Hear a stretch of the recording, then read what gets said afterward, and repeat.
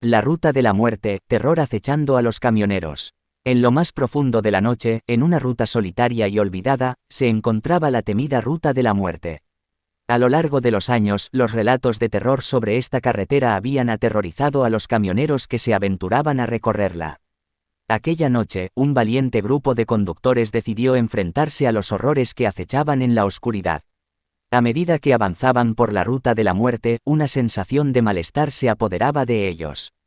La luna apenas iluminaba el camino, dejando que las sombras se alzaran y se retorcieran a su alrededor.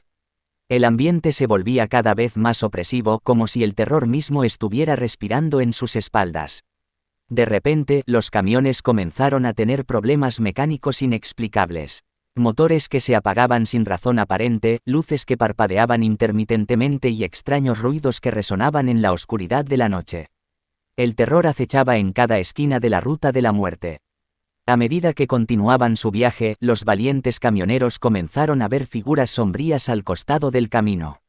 Sombras retorcidas que se movían con una cadencia macabra, susurrando palabras incomprensibles. El miedo se apoderaba de ellos, pero seguían adelante, decididos a descubrir la verdad oculta.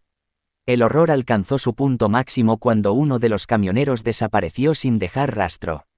El pánico se apoderó del grupo restante mientras luchaban por mantener la calma. Sabían que el terror estaba más cerca de lo que nunca habían imaginado.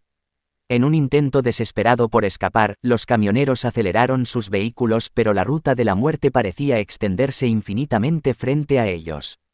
Las señales de tráfico cambiaban de forma y dirección, confundiendo sus sentidos.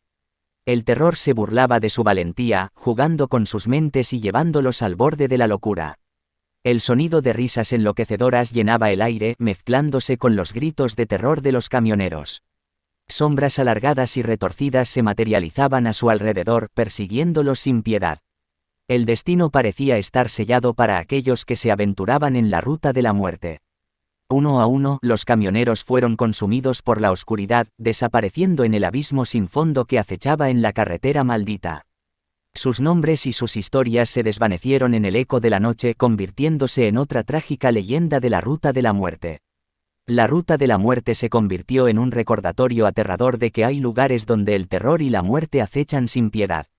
Los camioneros que se aventuran en esta carretera maldita deben estar preparados para enfrentarse a sus peores pesadillas, ya que el destino puede estar esperando en cada curva y cada sombra.